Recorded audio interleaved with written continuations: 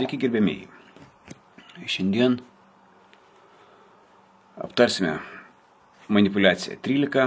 13 parinkau triuką kortų kaladė. Kortų kaladė. Siejasi su kortomis, be abejo. Šiaip įdomu, kaladė arba malka. Kaladė, malka. Labai šiaip susiję žodžiai, bet šiek tiek konfliktuojantis ir manau, kad kortos yra šiek tiek konfliktuojantis dalykas irgi. Taigi, pradedant nuo to, kad sakoma, kad kortų kaladė atkeliavo į Europą iš Kinijos ir pradėta burti ir žaisti kortomis nuo 1200 kažkada. Yra dar toksai prietaras, iš kur atsirado, legenda, iš kur atsirado kortos. Atsirado iš žmogaus gyvenimo knygos. Nes buvo žmogaus gyvenimo knyga, velnias ją nešė, jinai iškrito, išbyrėjo ir tai, kas surinko, tapo kortomis.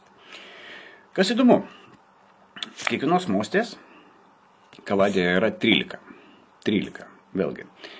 Skaičius 13, aš, kaip sakant, tyčia parinkau. Kodėl 13 yra velnio tuzinas? Sakoma dėl to, kad vienu daugiau negu 12, negu tuzinas, o tuzinas yra dieviškasis skaičius.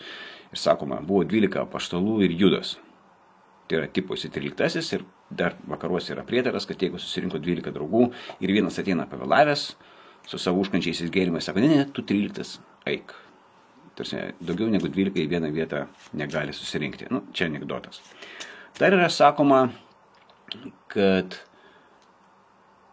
13 dieną kažkokio mėnesio Dievas išvarė Adomą ir Ievą iš rojaus už tai, kad jie paragavo draudžiamojo vaisiaus. Žinokite, man patinka visokios konspiracinės teorijos, bet dėl Adomo ir Ievos kažkas bus sukūręs kalendorių. Atsiprašau, žinokit, tikrai atsiprašau. Taigi, naudojama burtams ir naudojama žaidimui. Manau, kad burtai atsirado anksčiau ir jeigu jūs būrėt kažką, tai surenka jūsų mostį. Būrė apie jūs. Pavyzdžiui, čia yra šviesia plaukė, mėlynakė.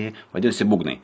Aš pagal akių ir plaukų kombinaciją turėčiau būti čirvų berniukas. Dabar jau tikriausiai čirvų karalius, nes sako, jeigu tavo mostės karalius atsirado šalia, tai jisai ko gero bus išsiskyręs arba vedęs. Tai jeigu yra kažkur čirvų dama, žinokite, aš tada esu čirvų karalius ir matysim. Jeigu iškrenta vynų tūza štai taip, tai bus blogai. Jeigu taip, tai tau įpils reikės gert. Vėlgi minėjau, kortos yra būrimui ir žaidimui. Ne, čia buvo pokštas, čia suvenyras. Tiesa, jos yra labai panašios. Esmė.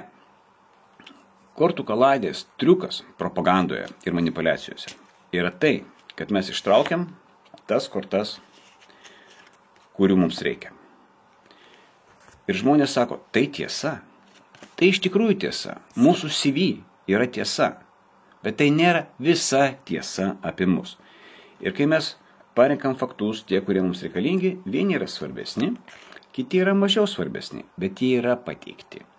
Žaidimuose kartais silpna korta ištraukia kozerį. Tai, kai mes kalbame apie save, arba kiti kalba apie mus, net jeigu tai tiesa. Labai dažnai. Tai yra triukas kortų kaladė. Kartais šitas triukas kombinuojamas su kitu triuku, 40-60. Kai dalis faktų yra tiesa ir kai žmonės jau patiki, kad šitas šaltinis yra patikimas, nes tiesa, čia tikrai būgnų 10. Čia tikrai šiuose plaukė mėlynakė. Tai ir kitko, nelabai būtina, kad plaukų spalva būtų natūrali. Būrimuose tai tik tai sąsaja tam, kad mesti kortas. Ir kortos, kurios turi simbolis, tarp kitko irgi žmonės, kai traukia kortas, traukia kažkodėl 13. 13 mėnesių yra 12, bet 13 per metus yra mėnulio ciklų.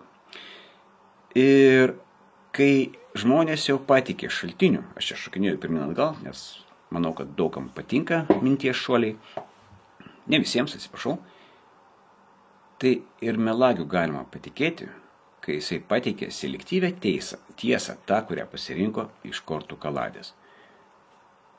Ne visa tiesa mums reikalinga, visa tiesa realiai apskritai neįmanoma,